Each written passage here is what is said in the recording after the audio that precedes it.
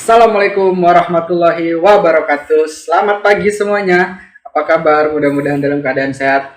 Pada kesempatan kali ini, kita akan sama-sama sedikit membahas soal-soal yang sudah saya berikan di Smart School. Sebenarnya kalian bisa cek sendiri di sana ada kuis di bab keempat kalau nggak salah. Silahkan kalian buka, silahkan kalian coba-coba jawab di sana karena di sana adalah soal-soal USBN tahun sebelumnya. Kemungkinan besar gak akan beda jauh. Oke, yuk kita bahas ke pertanyaan pertama. Mungkin kita akan sedikit cepat aja karena kan sebenarnya pembahasannya sudah ada di bawahnya. Cuman saya akan berikan cara simpelnya atau kenapa sih gitu jawabannya itu. Yuk, yang pertama, penyelenggaraan negara akan berjalan dengan baik jika penyelenggara negara mampu menjalankan fungsinya dengan penuh tanggung jawab, dilaksanakan secara efektif, efisien, serta dilandasi oleh nilai-nilai Pancasila. Oke, itu sebagai pendahuluannya. Pertanyaannya, hal tersebut menunjukkan pentingnya nilai-nilai Pancasila menjadi landasan dalam praktik penyelenggaraan pemerintahan negara dengan menjadi, A, B, C, D, atau E. Di sini jawabannya adalah D. Sebenarnya ini benar-benar soal yang bertipe high order thinking skill atau HOTS. Kenapa? Karena kalian dihadapkan nih, yang A dengan yang D itu nggak beda jauh. Cuman sebenarnya secara substansi itu pasti beda. Karena kan terkecoh nih antara A sama D. Lalu kenapa jawabannya yang D? Nih, saya kasih tahu. Yang A fokusnya adalah penyelenggaraan kekuasaan pemerintahan. Kalau yang D adalah penyelenggaraan pemerintahan negara. Apakah beda? Beda. Penyelenggaraan kekuasaan dengan penyelenggaraan pemerintahan negara berarti apa? Kalau pemerintahan itu berarti seluruh hal yang menyangkut tentang pemerintahan negara itu. Kalau kekuasaan berarti yang menjadi tanggung jawab ataupun kewenangannya aja. Beda kan? Misal DPR kewenangannya tentang itu doang, tentang hak banggar, kemudian legislasi, kemudian hak angket dan sebagainya, membuat undang-undang, kemudian menarik aspirasi masyarakat, menjaring aspirasi masyarakat gitu kan. Kemudian kalau MA apa, MK apa, nah itu cuma itu doang. Tapi kalau penyelenggaraan pemerintahan negara semuanya. Ibaratnya kalau yang D itu seluruhnya, kalau yang A itu satu-satu. Nah, itu bedanya. Jadi jawabannya yang benar yang mana? Ingat pertanyaannya. Pentingnya nilai-nilai Pancasila menjadi landasan dalam praktik penyelenggaraan pemerintahan negara. Berarti apa? Pancasila itu menjadi norma hukum yang mendasar. Dalam apa? Dalam penyelenggaraan pemerintahan negara. Tuh jawabannya. Kenapa jawabannya yang D? Sampai sini ada yang ingin ditanyakan? Silahkan.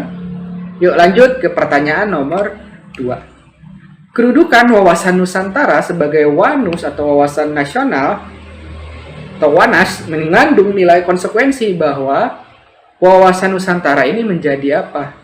Ayo, ada yang tahu? Artinya apa?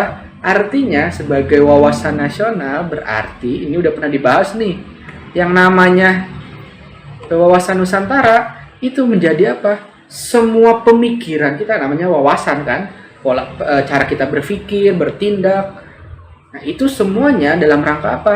Dalam rangka menangani permasalahan yang ada di masyarakat, berbangsa ataupun negara. Gitu. Sehingga jawabannya adalah yang D. Sampai sini ada yang ditanyakan. Pokoknya kenapa yang bukan yang A? Pedoman hidup bangsa Indonesia untuk melihat keanekaragaman bangsa Indonesia dan menjaga keanekaragaman tersebut dari berbagai ancaman, hambatan, tantangan, dan gangguan. Nah, ini bukan. Atau yang C, landasan konstitusional bangsa Indonesia sebagai bangsa yang penuh kewibawaan. Nah, itu juga bukan. Yang B, arah bagi tujuan negara dalam berpikir, bersikap, dan bertindak dalam mereka mencapai cita-cita bangsa sebagaimana terdapat dalam alinea kedua. Pembukaan UUD. Ingat alinea kedua apa coba? Ayo cari tahu, ada yang ingat gak?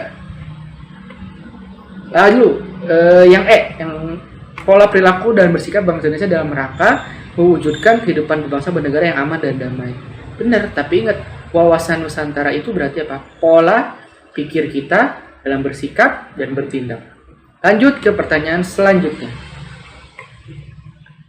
Mahasiswa melakukan aksi unjuk rasa menolak kenaikan BBM. Nah, dengan aksi tersebut, mahasiswa itu melakukan pemblokiran jalan sehingga mengakibatkan kemacetan dan mengganggu pengguna jalan lain. Nah, ini melanggar nilai sila keberapa? Tuhanan, kemanusiaan, persatuan, kerakyatan, dan keadilan. Yang mana coba? Yang B. Kenapa yang B? Kalau yang ketuhanan, ingat, yang namanya ketuhanan berarti berhubungan dengan ibadah. Kalau persatuan berarti hubungan antara satu ras, satu suku, satu agama, kemudian bergesekan dengan lawannya atau yang lainnya. Kerakyatan, nah ini berarti berhubungan dengan bagaimana masyarakat masyarakat dapat ikut serta dalam pemerintahan. Dan dalam mengambil keputusan juga bisa, gotong royong juga bisa kerakyatan. Keadilan, Pak, bedanya apa sih? Kenapa bukan keadilan? Karena kalau keadilan itu, ingat saya pernah bilang, yang namanya kemanusiaan itu antara person to person, antara satu orang yang satu dengan orang yang lain. Kalau keadilan antara pemerintah dengan rakyat, itu keadilan. Bagaimana pemerintah semuanya adil buat masyarakat yang lain. Tuh. Kalau kemanusiaan antara kamu dengan saya atau kamu dengan orang lain, itu dengan sila kedua. Sampai sini ada yang ditanyakan? Silakan. Yuk kita lanjut lagi ke pertanyaan berikutnya. Konflik antar agama merupakan konflik horizontal. Tentu meskipun berbalut dengan konflik agama, tetap ini namanya konflik horizontal. Karena apa? Bisa terjadi akibat adanya pelanggaran hak dan pengingkaran kewajiban. Konflik yang terjadi dapat menciptakan disintegrasi bangsa. Nah, nilai-nilai yang dapat mencegah disintegrasi bangsa atau disintegrasi nasional dengan cara apa? Apabila ada konflik, caranya adalah yang menanamkan nilai nasionalisme sebagaimana terdapat dalam sila ke-3 Pancasila. Pak, kan ini ada yang sila pertama, sila ketiga, sila keempat, sila pertama. Ingat, menyangkut tentang agama ataupun konflik horizontal ya, selama dia tidak berhubungan dengan beribadah atau suatu ibadah, bahkan dia adalah sila ke-3. Berarti yang nomor B, yang B, yang C, yang D, bukan. Kita cek yang A. Ini kan sila ke-3. Menumbuhkan jiwa humanis dalam setiap diri masyarakat Indonesia. Apakah dengan kita tidak berkonflik antar agama, itu adalah humanis? Kurang tepat. Kenapa? Karena humanis lebih mengarah kepada kemanusiaan untuk menjadi manusia-manusia yang adil. Yang tepat adalah nasionalisme. Kenapa nasionalisme? Artinya kita mencintai tanah air ini dan kita mencintai perbedaan yang ada di Indonesia. Sampai sini ada yang tanyakan. Ingat, jangan sampai salah. Yang namanya konflik antar horizontal, entah itu berbalut agama atau apapun atau ras, maka dia menjadi sila ke-3. Kalau dia berbalut agama dan dia menyangkut keibadahan, maka itu berhubungan dengan sila pertama. Itu yang harus diingat. Kenapa sekarang nasionalisme bukan humanis? Karena humanis lebih bersifat ke sila kedua atau kemanusiaan. Di sila ketiga ada nggak, Pak? Ada. Contohnya apa? Persatuan dengan humanis itu seperti apa? Artinya kalian semuanya sama rata, adil. Bukan adil juga ya, maksudnya semuanya sama. Jadi nggak ada yang misal mentang-mentang kamu daerah A, daerah B, semuanya dianggap sama, yaitu Indonesia. Humanisnya di mana, Pak? Artinya semuanya dianggap sebagai satu masyarakat yang sama. Humanis, gak ada perbedaan, atau sesuai dengan hak asasi manusia. Lanjut ke pertanyaan berikutnya. Perhatikan nilai-nilai Pancasila di bawah ini. Oke, adanya Kartu Indonesia Pintar, warga Indonesia memiliki kedudukan yang sama di muka hukum. Kemudian pemerintah berupaya melakukan pemberantasan terhadap korupsi, Pemerintah melakukan perekrutan CPNS atau CASN di seluruh wilayah, dan juga negara menjamin hak warga negaranya untuk memeluk agama sesuai dengan pasal 29 ayat 2. Sekarang pertanyaannya, pelaksanaan nilai-nilai Pancasila dalam bidang sosial budaya. Oke. Kenapa jawabannya 1, 2, dan 3? Karena yang ini berhubungan dengan pendidikan. Kartu Indonesia Pintar berarti berhubungan dengan pendidikan, sosial budaya dong. Kemudian memiliki kedudukan yang sama di muka hukum. Sosial atau budaya? Sosial dan budaya juga sama. Artinya di mata hukum semuanya sama. Kemudian pemerintah selalu berupaya melakukan pemberantasan terhadap korupsi. Ini juga di bidang sosial budaya. Kenapa perekrutan CPNS atau CASN bukan pelaksanaan nilai-nilai Pancasila di bidang sosial budaya? Karena apa? Lebih kepada manajemen